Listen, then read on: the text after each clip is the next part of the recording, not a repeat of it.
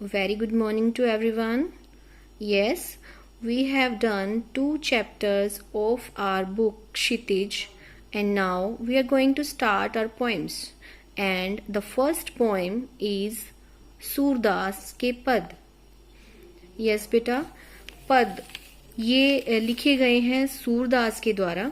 सूरदास जी जो थे वो हिंदी साहित्य के एक बहुत महान कवि माने जाते हैं. वो कृष्ण भक्त कवि थे. सूरदास जी ने अपना सारा काव्य श्री कृष्ण को समर्पित किया है. उन्होंने श्री कृष्ण के अलावा और कुछ नहीं लिखा. श्री कृष्ण के प्रेम में वो इतने लीन थे कि उनके छोटे छोटे दृश्यों को भी उन्होंने अपने काव्य में दर्शाया है.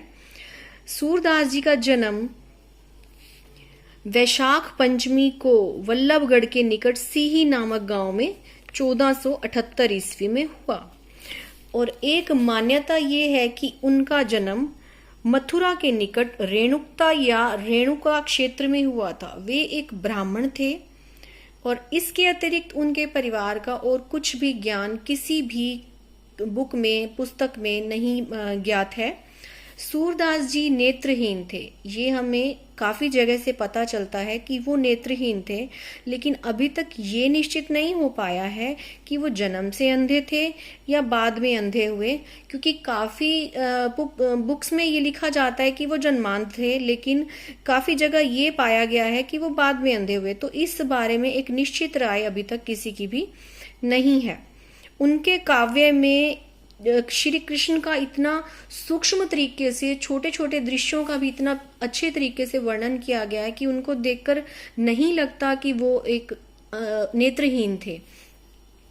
वो अपने काव्य में वात्सल्य रस का बहुत सुंदरता से वर्णन करते हैं. वात्सल्य रस और श्रृंगार रस का इन्होंने बहुत सुंदर तरीके से वर्णन किया है. इनके अब तक 3 ग्रंथ प्रसिद्ध हैं: सूरसागर, सूरसारावली और साहित्य लहरी. और इनकी मृत्यु हुई थी 1583 ईस्वी में. इनके गुरु माने जाते हैं गुरु Vallabhacharya. So let's start the poem. And first stanza है हमारा, जो फर्स्ट पद है, इज उधो तुम हो अति बड़भागी. हाँ, मैं आपको पहले थोड़ा सा इसका बैकग्राउंड बताना चाहूंगी कि ये जो पद हैं उन्होंने किस संदर्भ में और कैसे लिखे थे. देखिए बेटा, श्री कृष्ण जो थे वो मथुरा में कब गए? जब उन्होंने अपने मामा कंस का वध किया. उससे पहले वो ब्रज में रहते थे, जहां वो गोपियों से प्रेम करते थे, बांसुरी बजाते थे. गोपियां भी उनके प्रेम में बड़ी पागल थी, दीवानी थी, बहुत प्रेम करती थी उनसे. और जब वो मथुरा गए तो गोपियों से वादा करके गए थे, एक प्रॉमिस करके गए थे कि मैं बहुत जल्दी वापिस आ जाऊंगा. लेकिन वहां जाकर वो वहां के राजा बन गए और वहीं पर रम गए, वहीं बस गए. तो उन्होंने जब उन्हें गोपियों की याद आई तो उन्होंने अपने एक मंत्री उद्धव के हाथ, उद्धव नेम था उनका, उद्धव के हाथ एक संदेश भेजा गोपियों के लिए कि वो अब श्री कृष्ण को भूलकर ईश्वर का ध्यान करें, निर्गुण ब्रह्म की उपासना करें. देखिए, मैंने आपको निर्गुण और सगुण के बारे में बता दिया था. निर्गुण होता है जिसका कोई रूप ना हो, जो रूप हमें दिखाई ना दे. जैसे हम कहते हैं कि ईश्वर तो हर जगह है, ईश्वर फूलों में भी है, पत्तों में भी है, कण कण में है, लेकिन वो हमें दिखाई नहीं देता. तो वो ईश्वर का निर्गुण रूप होता है. एंड सगुण रूप क्या होता है? सगुण रूप होता है कि जो हमें दिखाई दे. जैसे कृष्ण गोपियों को दिखाई देते थे, वो उनका सगुण रूप था. तो उन्होंने अब उनको सगुण रूप त्याग कर निर्गुण की उपासना करने के लिए कहा था. उनकी बात सुनकर गोपियां बड़ी उदास हो गई थी, बहुत दुखी हो गई थी. और उन्होंने उद्धव से क्या कहा? उधो तुम हो अति बड़भागी. हे उद्धव, बड़भागी होता है भाग्यवान, तुम बड़े भाग्यवान हो. अपरस रहत स्नेह तगाते.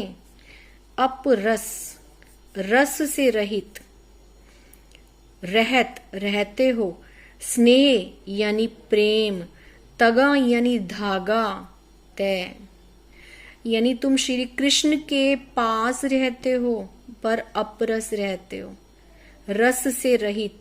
प्रेम रूपी रस से रहित रहते हो, यानी तुम्हारे मन में प्रेम का कोई धागा तक नहीं है, तुम्हें उनके प्रेम का धागा या बंधन छू नहीं पाया।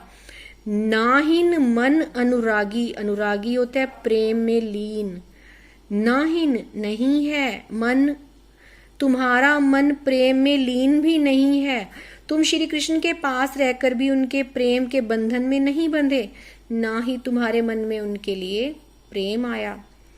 पुरैनी पात रहत जल भीतर, पुरैनी होता है कमल, पात यानी पत्ता, रहत जल भीतर, आपको पता है कमल जल में खिलता है तो उसका पत्ता जल में ही रहता है ऑब्वियसली। तो कहती है कि जैसे कमल का पत्ता हमेशा जल के भीतर रहता है, तारस देह न दागी, लेकिन उसकी देह पर, पत्ते की देह पर दाग नहीं लगता। किसका? पानी का। यानी कमल का पत्ता पानी में रहते हुए भी जल के दाग से रहित रहता है, उस पर जल की बूंद टिक नहीं पाती है। ज्यों जल माह तेल की गागर बूंद न ताको लागी, ज्यों जैसे, ज्यों में उत्प्रेक्षा अलंकार का प्रयोग किया गया, वो आप पिछली क्लास में पढ़ चुके हैं। जल माह, जल में, जल के अंदर, तेल की गागर, तेल से लिपटी हुई मटकी, तेल की मटकी रहती है। बूंद न ताको लागी, लेकिन उस पर पानी की एक भी बूंद नहीं लगती। अगर तेल की मटकी को पानी में डाल दिया जाए तो उस पर पानी की एक भी बूंद नहीं लगती है, नहीं टिक पाती है। अब ये दो उदाहरण उन्होंने किस लिए दिए कि कमल के पत्ते पानी में रहते हैं लेकिन उन पर दाग नहीं लगता, और तेल की मटकी को अगर पानी में डाल दिया जाए तो भी उस पर पानी की बूंद नहीं टिकती। उसी तरह उद्धव, तुम भी श्री कृष्ण के पास रहते हो लेकिन उनका प्रेम तुम्हें अपने अंदर नहीं बांध पाया, उनके प्रेम के बंधन में तुम नहीं बंधे, तो तुम कमल के पत्ते और तेल की गागर के समान हो। अब उन्होंने तुलना की है इससे। प्रीति नदी में पाँव न बोर्यो, दृष्टि न रूप परागी। प्रीति नदी, प्रीति मीन्स प्रेम, प्रेम रूपी नदी, यहाँ रूपक अलंकार है बेटा। प्रीति नदी में पाँव न बोर्यो, पाँव मतलब पाँव, बोर्यो मतलब डुबाया। तुमने प्रेम रूपी नदी में कभी पाँव नहीं डुबाया। दृष्टि न रूप परागी, दृष्टि यानी नजर, ना नहीं डाली, किस पर? रूप परागी, जो उनका सुंदर रूप है, श्री कृष्ण का जो सुंदर रूप है, तुमने उन पर कभी दृष्टि ही नहीं डाली है, यानी तुम उनके सुंदर रूप के चक्कर में नहीं पड़े हो, तुमने कभी प्रेम की नदी में पांव नहीं डुबोया और उनके रूप में भी नहीं बंधे। सूरदास अबला हम भोरी, गुर चाटी जो पागी। अब सूरदास जी क्या कहते हैं कि गोपियां कहती हैं अबला हम भोरी, भोरी मतलब भोली, हम भोली भाली स्त्रियां हैं। अबला स्त्रियां, नारियां, महिलाएं, हम भोली भाली स्त्रियां हैं। गुर चाटी ज्यों पागी, गुर मतलब गुड़, चाटी चींटी, ज्यों जैसे, पागी चिपक जाती है। हम ऐसी भोली स्त्रियां हैं जैसे चींटियां गुड़ से चिपक जाती हैं, चींटियों के समान भोली स्त्रियां हैं। अब चींटियां अगर गुड़ से चिपक जाएंगी तो वो उससे अलग नहीं हो सकती और वहीं मर जाती हैं।